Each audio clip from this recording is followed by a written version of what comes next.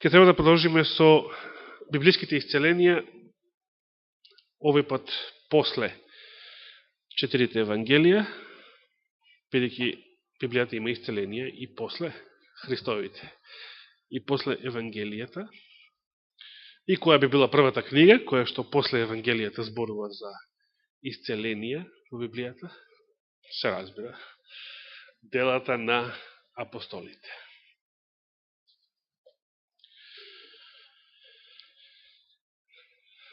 Во делата на апостолите, која е првото исцеление?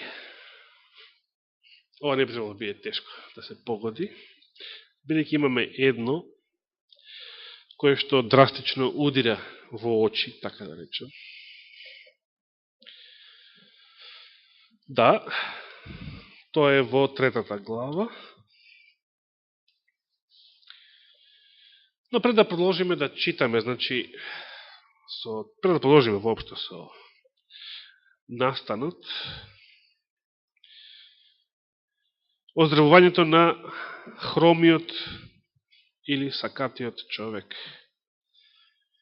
во храмот, во Ерусалим, на храмската врата, на красната врата, најубавата врата во Ерусалимскиот храм, Шар Харашамим, на еврејски, прекрасната врата. Тоа била врата што го одвојувала надворешното предворје на храмот, во кој што можеле да бидат сите и евреи, и незнабожци, и жени, и деца, од внатрешниот дел, во кој што можеле да престојуваат само евреи. Значи, надворешниот од внатрешниот трем. Пред да продолжиме, сакав да кажам нешто во врска со целата оваа книга. Обично во сите библиски преводи делата на апостолите така се викаат, дела на апостолите. Меѓутоа тоа не бил насловот на книгата од почеток. Најстарите библиски ракописи, а веројатно и самиот Лука, авторот на оваа книга, го содржат само насловот дела, праксис, дела, ништо повеќе. Дела. Апостолите, оние кои што требало да го проповедаат вистинското Евангелие за спасение со милост, за спасение со вера, а не со делата на законот,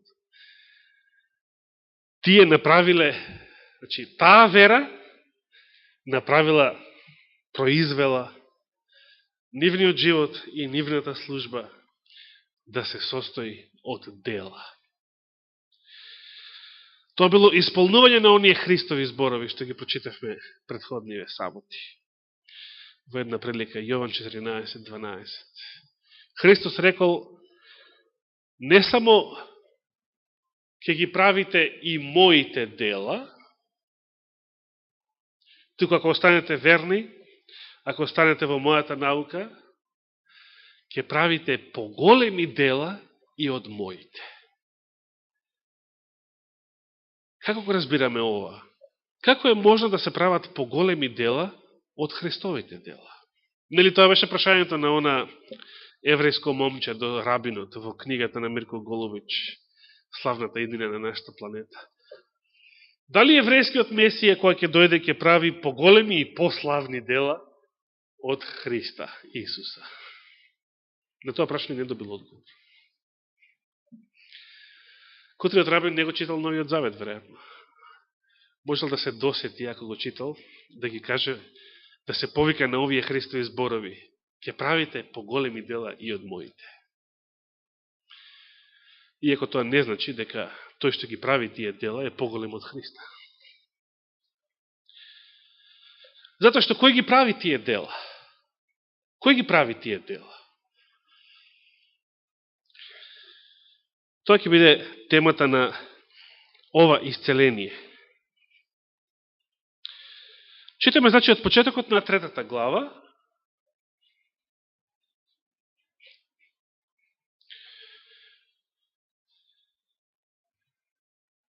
Еден ден, Петар и Јован заедно отидоа во храмот во 9-тиот час, часот за молитва. Кој бил овој час? 9-тиот час.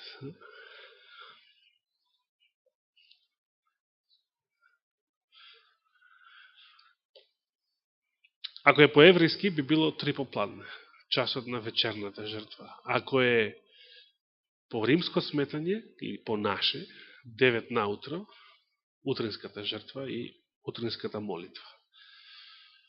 Пости теорија, Лука знаеме дека во Евангелието го користи еврејското сметање.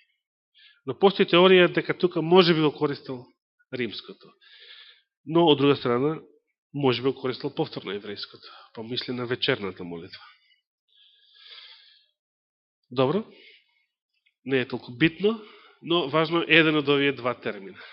Утринската и вечерната жртва. Таму, значи, имаше еден човек, Сакат, вели овој превод, иако мислам дека тоа е турцизам. Сега по-македонски е зборот хром, ако не се лажам.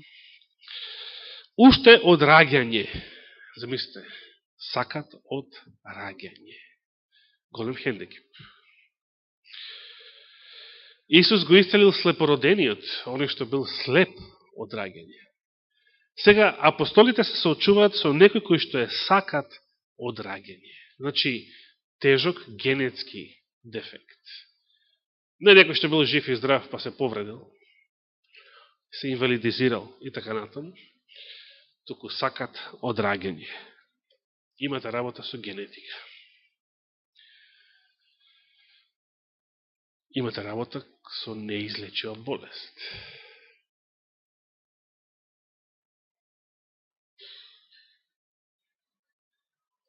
Понатаму текстот ни вели, него го носеа секој ден и го поставуваа пред портата на храмот, наречена Красна, за да проси милостина од оние што влегуваа во храмот.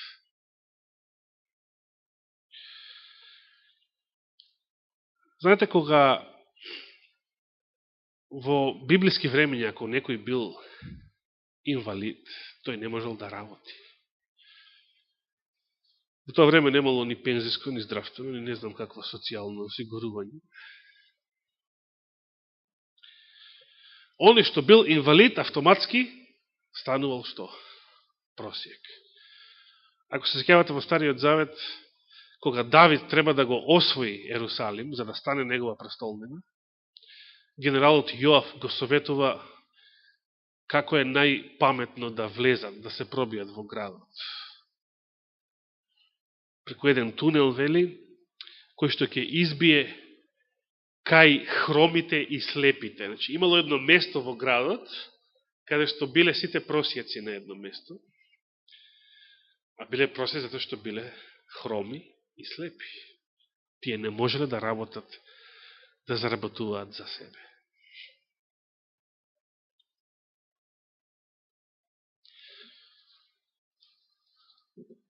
Таков бил и овој човек. И сега Петар и Јован влегуваат во храмот, не за да се сретнат со овој човек. Петар и Јован не се Господ, да знаат со кого, во која ситуација ќе се сретнат однапред. Верувам дека ни самиот Исус не функционирал така во својата човечка природа. Петар и Јован биле луѓе како нас. Значи, јас излегувам од оваа врата, вечер не, меѓуто утре са бајле, кој ќе си одам, и знам со кога ќе се сретнам по пат, што се ќе доживам на пат, се разбирам не. Човекот кој ги издогледа Петар и Јован, кои сакаа да влезат во храмот, запроси милостина и од нив. Многу логично. Како и од секој. Сте поминале покрај просјек? Ја и трајче поминавме покрај неколку завчера.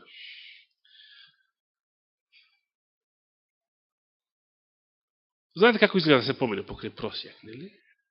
Тој едноставно не бира од кого да бара милостина? Ако сте вие во близина, ќе побара и од вас. Многу логично.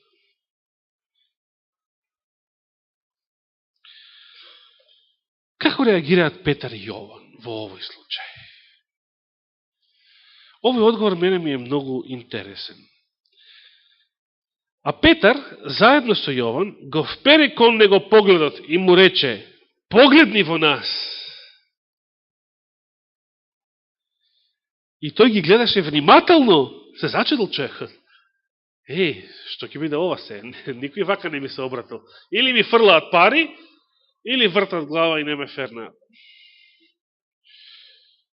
Погледни во нас. И тој ги гледаше внимателно, очекувајќи да добие нешто од нив. Добар знак. Погледни во нас, значи има нешто тука. Нема да ме одбијат. Но Петар рече: сребро и злато јас немам.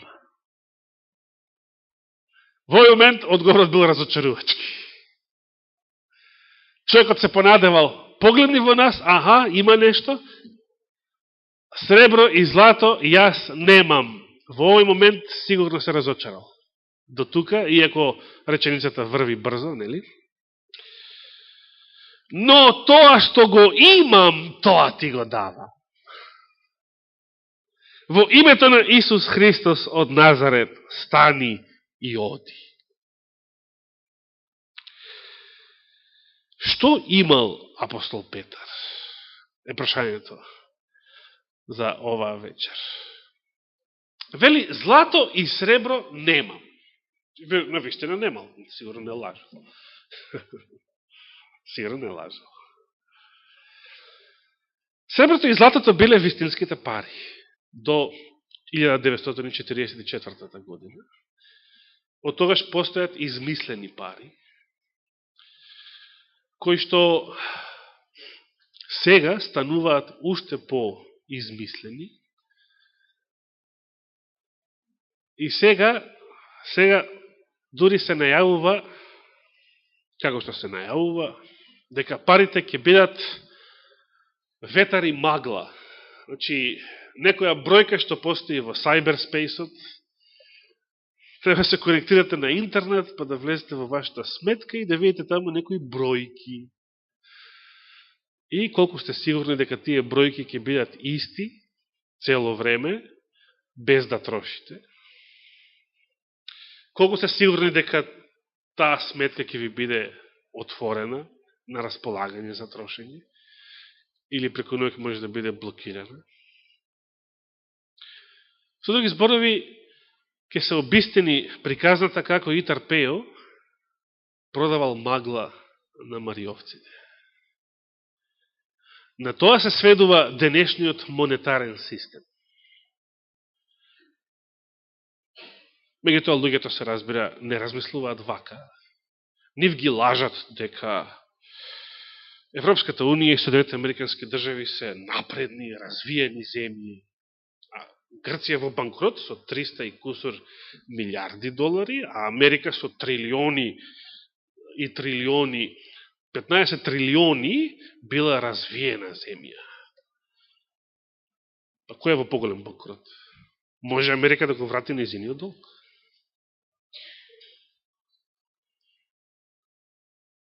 Дали за некоје домакинство би рекле дека е просперитетно, напредно, домакинско семејство со вакви долгови? Се разбира, не. Кредиторот може да ви ја исече главата преку ноги. Катастрофа. Но да се вратиме на времето кога среброто и златото, вистинските пари, се уште биле во оптек и не биле достапни за секого. Петар и Јован не биле припадници на некоја поимотна класа. Сребро и злато јас немам, но што имал апостол Петар? Како би го одговориле ова прашање? Што е тоа што апостол Петар го имал и што му го дал на овој човек? Што имал? Здравје?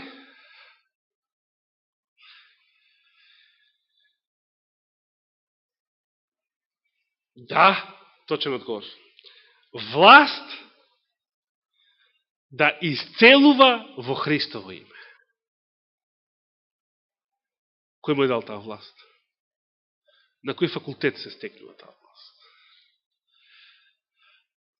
Неговиот учител, Исус Христос. Не медицински.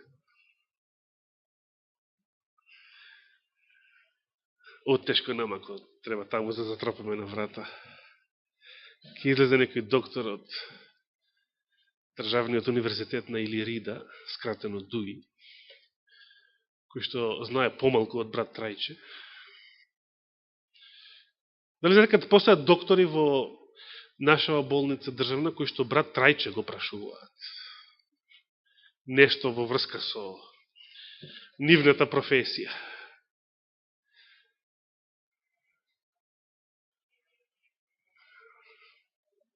А што имале Петар и Јован? Какво искуство тие имале? Тие се дружеле со Исуса. Тие се учеле од Исуса. Тие се хранеле од Исуса. Христос им ја дал таа власт.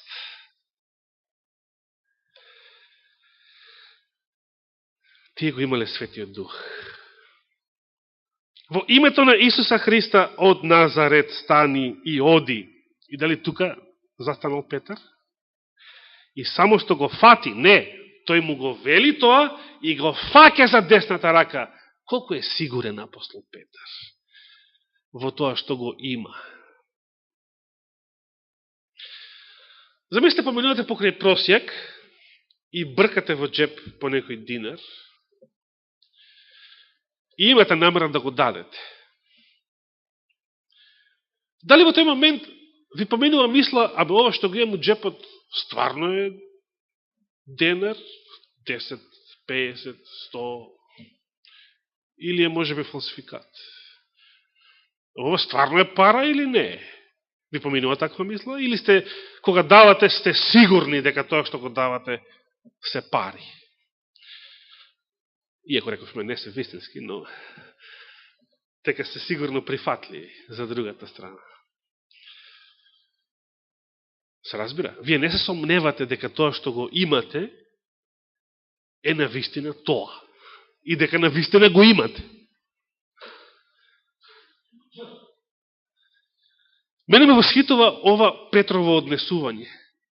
Овој човек пред само неколку седмици се имаше откажено од Исуса Христа. А сега е толку сигурен дека сакатиот одраѓање ќе стане и ќе прооди, значи тој не вели како нас. Па, ако е Божја волја.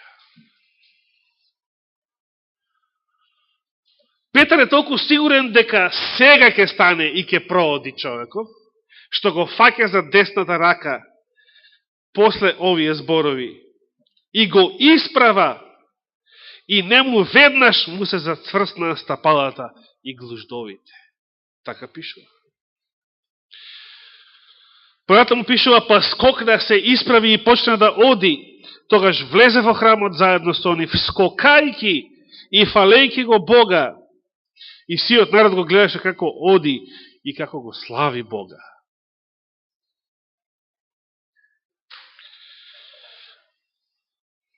Ова е многу битно да го разбереме. Поуката од ова исцеление е многу битна да ја разбереме.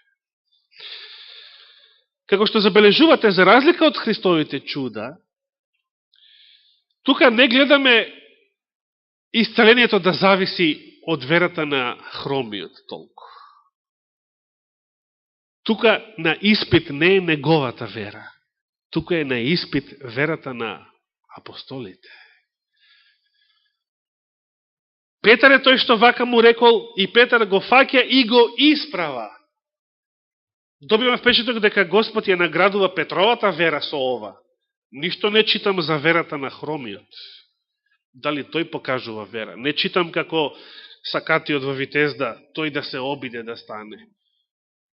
И Господ го наградува со исцеление, со здравие. тука е на испит Петровата вера. Браќи и сестри, оној што има дар на исцеление, а ја верувам дека брат Трајче има таков, он веќе има искуство на таа тема, тој е сигурен дека кога Господ вели, оди и помоли се за овој човек или за тој човек. Значи, Божјиот дар на исцеление не е нешто што кога ти сакаш, кога тебе ќе ти текне, ќе исцелиш овој или оној, па ќе се отвориш ординација, надрилекарска, или бајачка, или секаква, и редица мажи и жени да чекаат ке тебе на исцеление. Тоа не е Божи човек. Одма знам, пошто оној што има дар на исцеление е тој кој го Господ го вдахновува во моментот да се помоли за некого и да го исцели. Се разбира ако е тоа од Бога, не од човек. Може да биде понекогаш негова лична желба, може да биде мој предлог, може да биде... И Господ пак ќе благослови, кога тогаш. Но кога Господ ќе нареди, оди направи го тоа, како на Јона, оди во Ниневија, тогаш што е вера? Вера е само едно. Да станете и веднаш да го направите тоа.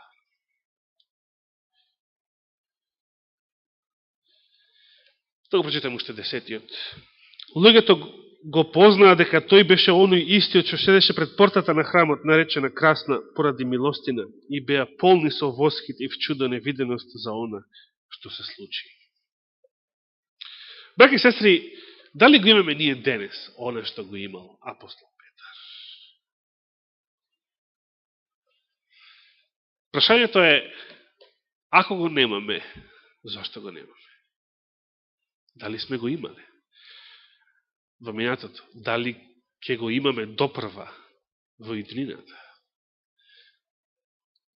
Дали сакаме да го имаме? И од кои мотиви сакаме да го имаме? Дали Господ ќе прави чуда во последното време преку своите слуги? Вакви чуда, вакви исцеленија, не медицински. Знаете, јас сум слушал, има едни такви мислења. Во последно време Господ дал доктори, дал медицина, дал, се разбира, здравствена реформа, дал и тоа е начинот кој што... Значи, Господ нема да прави надприродни чуда вака во последно време. Ако некој прави, тоа се лажни пророци, лажни исцелители и така натаму. Дали ова мислење е точно? Не е точно. Господовите дела во последното време преку неговите слуги ќе бидат многу поголеми и пославни од било кога во историјата. Дори и од времето на апостолите. Но, тоа се разбира, подразбира некои услови. Нели? И тие услови ја вклучуваат и послушноста кон онаа светлина, кон онаа знаење што сме го научиле под насловот здравствена реформа. Пред се за нас. Инаку за пациентите, некој може би се уште не слушнал за тоа.